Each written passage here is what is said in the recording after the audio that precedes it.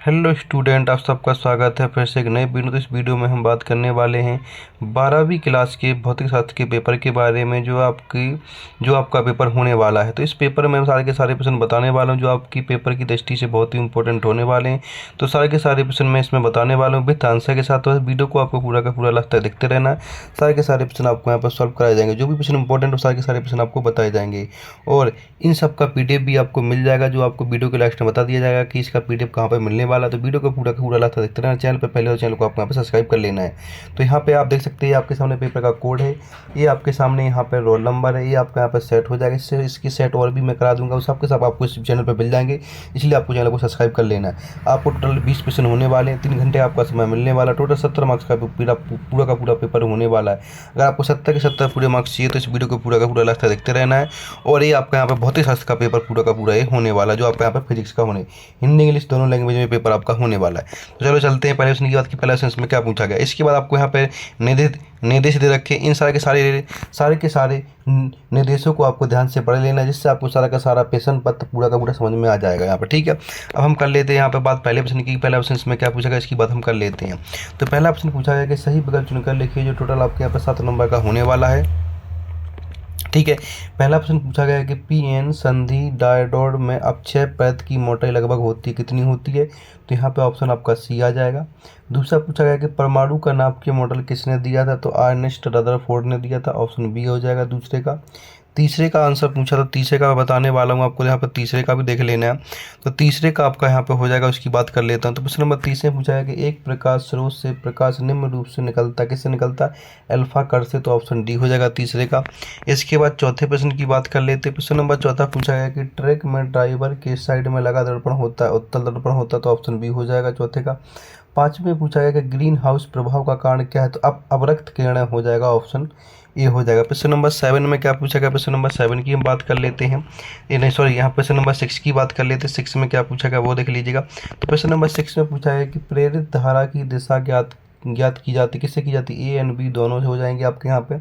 इसके बाद 7 में पूछा गया एक गतिमान आवेश उत्पन्न होता है। तो आपको यहाँ पे ऑप्शन C हो जाएगा, विद्युत एवं चुंबकीय क्षेत्र दोनों से होता है। तो इस तरह से आपके पूरे के पूरे सही विकल्प हो जाते हैं। इनको आपको यहाँ पर ध्यान से अच्छे से याद कर लेना है, जो आपके पेपर की दृष्टि से बहुत ही इंपॉर्टेंट होने वाले हैं। अब हम यहाँ पे बात कर लेते हैं नेक्स्ट क्वेश्चन क्या पूछेगा उसकी बात कर लेते हैं। तो नेक्स्ट क्वेश्चन पूछा गया कि रिक्त स्थानों की पूर्ति कीजिए, जो आपके यहाँ पर टोटल 6 से 7 नंबर के रिक्त स्थान पूछे जाने वाले हैं। कितने के आपके यहाँ पर 7 नंबर के रिक्त स्थान पूछे गए। तो सारे के सारे रिक्त स्थानों की हम यहाँ पे बात करें, इसको आपको यहाँ पे अच्छे से देख लेना। तो चलो चलते हैं, पहला ऑप्शन क्या पूछेगा उसकी हम यहाँ पे बात कर लेते हैं। तो पहला ऑप्शन पूछा गया कि सभी गेट 10 संख्याओं पर आधारित, तो किस पे होते हैं, बाइनरी संख्याओं पर आधारित। तो पहले में आपको यहाँ पे बाइनरी लिख देना। दूसरा पूछा गया कि प्रकाश विद्युत प्रभाव में प्रकाश ऊर्जा का डैश ऊर्जा में हस्तांतरण होता है, किसमें होता है, विद्युत ऊर्जा में। तो दूसरे में विद्युत भर देना है। तीसरे पूछा गया कि एक स्वस्थ नेत्र के लिए स्पष्ट दृष्टि की न्यूनतम दूरी क्या होती है। तो यहाँ पे आपको तीसरे में भर देना 25 सेंटीमीटर होती है। चौथा पूछा गया कि विद्युत स्फुलिंग के निकट डैश की गंध निकलती है, ओजोन की। तो यहाँ पर चौथे में ओजोन भर देना आपको। पाँचवें पूछा है कि उच्चीय ट्रांसफार्मर की प्राथमिकता कुंडली में फेरों की संख्या द्वितीयक की तुलना में डैश कम है। तो यहाँ पे क्या हो जाएगी, यहाँ पे आपको कम भर देना है। छठा पूछा है कि विद्युत परिपथ में वोल्ट मीटर को डैश में जोड़ते हैं, किसमें, समांतर श्रेणी में जोड़ते हैं। 7 पूछा है किसी विलगित निकाय का आवेश सदैव डैश रहता, संरक्षित रहता। तो यहाँ पर संरक्षित है। इस तरह से आपको यहाँ पर रिक्त स्थान पूरे के पूरे भर लेने हैं, जो आपकी पेपर की दृष्टि से बहुत ही इंपॉर्टेंट होने वाले। इस तरह सारे के सारे प्रश्न सॉल्व कराए जाएंगे विद आंसर के साथ। बस आपको यहाँ पर वीडियो में बना रहना है। अब हम कर लेते हैं नेक्स्ट क्वेश्चन की बात। तो नेक्स्ट क्वेश्चन इसमें क्या पूछा उसकी बात कर लेते हैं। नेक्स्ट क्वेश्चन पूछा गया आपसे यहाँ पे प्रश्न नंबर 30, जिससे पूछा गया कि सही जोड़ी बनाकर लिखिए, जो टोटल आपकी 7 नंबर की यहाँ पे होने वाली है। तो पहले पूछी गई कि बाबर श्रेणी किससे है। तो बाबर श्रेणी आपकी यहाँ पे आ जाएगी, क्या से, दृश्य क्षेत्र से आ जाएगी, D से। बीटा कण आपका आ जाएगा यहाँ पे E से, न्यूटन से। इसके बाद रेडियो तरंग आपकी यहाँ पे आ जाएगी किससे, रेडियो तरंग आपकी आ जाएगी G से, जिसमें लिखा है दोलित विद्युत परिपथ। इसके बाद स्नेनल का नियम क्या है, चौथा आपका आ जाएगा प्रकाश का अपवर्तन। इसके बाद दृश्य प्रकाश क्या हो जाएगा, ये आपका न्यूटन हो जाएगा। धात्रीय प्रतिघात क्या हो जाएगा, घातीय प्रतिघात आपका 6, ये हो जाएगा सी। इसके बाद साइमन आपका 7, विद्युत एफ। तो इस तरह से आपको पूरी की पूरी मैचिंग मिला लेनी जो आपकी पेपर की दृष्टि से बहुत ही इंपॉर्टेंट है। तो इस तरह के सारे क्वेश्चन कराए जाएंगे, आपको यहाँ पर मैचिंग का स्क्रीनशॉट ले लेना जो आपके पेपर की दृष्टि से बहुत ही इंपॉर्टेंट होने वाला। अब हम बात कर लेते हैं प्रश्न नंबर नेक्स्ट। तो प्रश्न नंबर नेक्स्ट में पूछा गया कि एक वाक्य या एक शब्द में उत्तर देना, जो टोटल आपके यहाँ पर 7 नंबर के पूछे गए। तो प्रश्न नंबर चौथा है, ठीक है। चौथे वाले प्रश्न को आपको ध्यान से देख लें जो आपके पेपर की दृष्टि से बहुत ही इंपॉर्टेंट होने। तो पहला पूछा है कि अर्धचालक का वर्जित ऊर्जा अंतराल कितना होता है। तो यहाँ पे आपको लिख देना है 1 EC। तो यहाँ पे 1 EC पहले में लिख देना। दूसरा पूछा गया रीडबर्ग नियतांक का मान बताइए। तो 1.1 मल्टीप्लाई 10⁻7 मीटर माइनस 1 पावर। तो इस तरह से आपको यहाँ पर दूसरे में लिख देना।